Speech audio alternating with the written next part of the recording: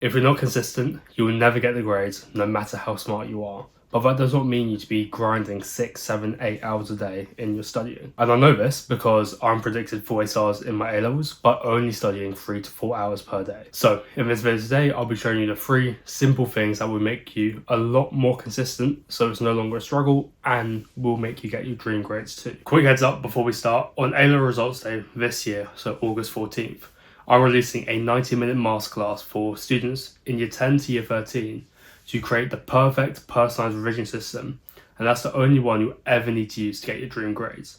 So if you're interested in that, sign up to my waitlist down below so you can get 40% off. There was a small part of me, a bit before my A-levels, that was terrified that they were going to be way too hard. What's weird was that I've never had that feeling before when it came to exams. I've always had that confidence that it will always be okay in the end. Maybe it's a little bit arrogant. For some reason though, I did feel that fear, but I feel like that fear and uncertainty over how hard A-levels were going to be actually forced me to be consistent in the long run. That leads on to piece of advice number 1, finding a reason to be consistent.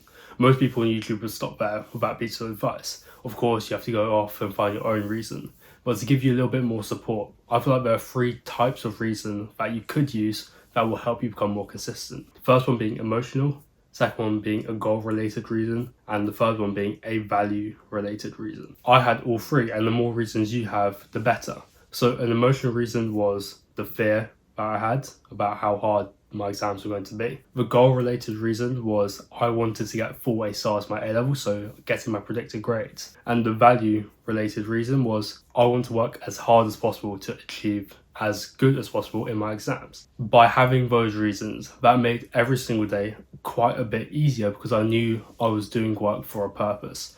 I wasn't just studying 3 to 4 hours a day for 150 days for no reason. I had reason behind why I was doing those things. Because I wanted the grades, because I had a fear of failing, because I wanted to be more aligned with what I stand for. This did mean though I had to do everything I needed to do to achieve, also avoid things which would take me away from my goals. And that did mean I had to make sacrifices in my own life. I get it, making sacrifices is really difficult. And if you're someone who would struggle to make those sacrifices so that you can become more consistent, one way to think about this is that if you're making a sacrifice, you're probably doing it so you can live a better and more driven lifestyle compared to one which is lazy. Let's say you're sacrificing video games so that you can go revise your exams. The reason why you're cutting out video games is so that you can be more focused, and I believe a more focused, more driven lifestyle is better than a lazier one. So just to summarize piece of advice number 1, you need to find a reason to be consistent, whether that's emotional, goal related or value related. And that will often mean you'll have to make sacrifices to go and achieve those goals or to fulfill that reason. Piece of advice number 2 about consistency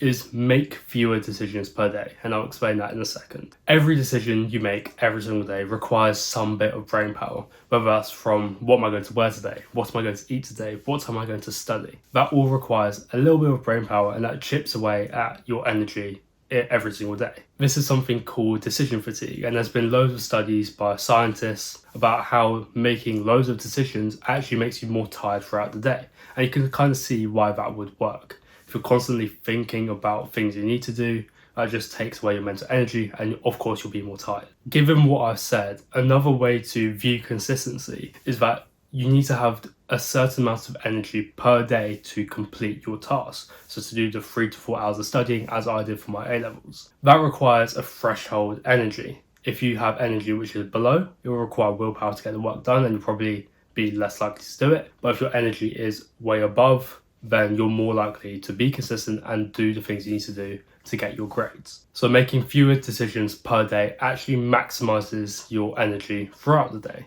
So what are a few actionable things that you can take into your own life to apply this piece of advice? So one thing that really helped me was setting up my work the night before so that I don't have to prepare my work in the morning or the afternoon the next day. You can probably see why this works. You're not making a decision of what you're going to do when you sit down at your desk to go and study.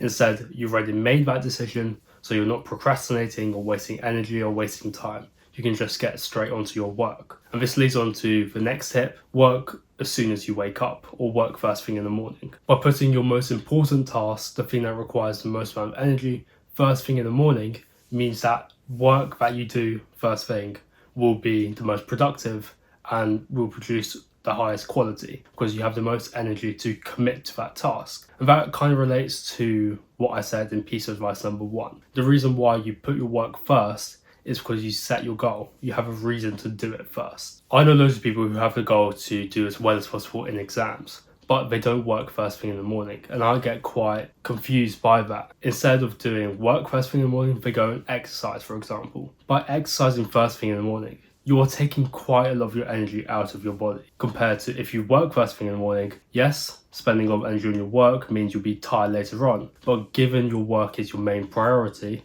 I will be willing to make that sacrifice. And it's not often that you can get all your work done in that morning block of 2 to 3 hours. So piece of advice number 3, related to making fewer decisions per day, is that you need to pick a suitable secondary work block time. At the moment, I study from 6 a.m. to about 10 a.m.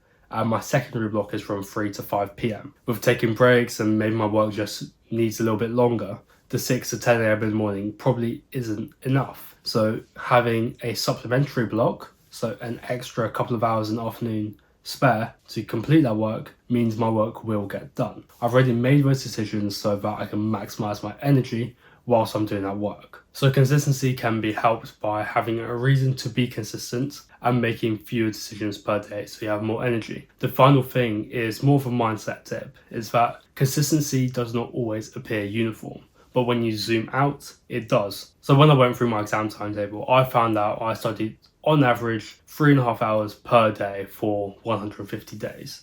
And that seems quite good. Imagine me just doing blocks of 4 hours, blocks of 3 hours, blocks of 4 hours every single day for the same period of time. That is consistent. But in reality, that's not really how it panned out. There were 15 days of the 150 where I did 0 hours of work. And that was due to events, feeling tired, spending time with my family. So 10% of the days that I've mentioned, I did 0 hours of work. Then again, I spent 70 days of the 150 doing 4+ hours of work. That started at 4, could be 5, 6, 7, 8, 9 at a maximum. But some people may be thinking that me saying that I didn't actually work every single day defeats the whole point of the video. But I don't actually agree. On the days where I did no work whatsoever, I'm not saying I spent that time randomly. I still spent that time with intention to recover, to enjoy myself, so that I can prepare for the days of work where I need to do more and catch up. Like one of those 15 days, I was up in Liverpool watching the Champions Parade. Another few of those days, I don't normally work on Friday afternoons after school. That time where I don't work is still spent with intention to help me still become consistent. Some people say I've been doing 0 hours of work, I'm lazy, I'm not consistent. But I feel like taking rest days, taking time off, time away to just enjoy yourself will help you in the long run to just stretch out and have longevity when it comes to being consistent for a sustained period of time. I'd rather take a rest day once every 10 days as it came out to be in the statistics I have, rather than taking 10 days off in one go and never returning to my work again. So long as you spend time with intention, you'll begin to see results in terms of your grades and your consistency. And that's all the advice I have for this video for consistency. If you did find this video useful, I've got a Discord down below in my description. I've also got the product coming out on August 14th, which is A-Level Results Day. So if you're interested in those, sign up to both links down below in my description, and I'll see you in the next video.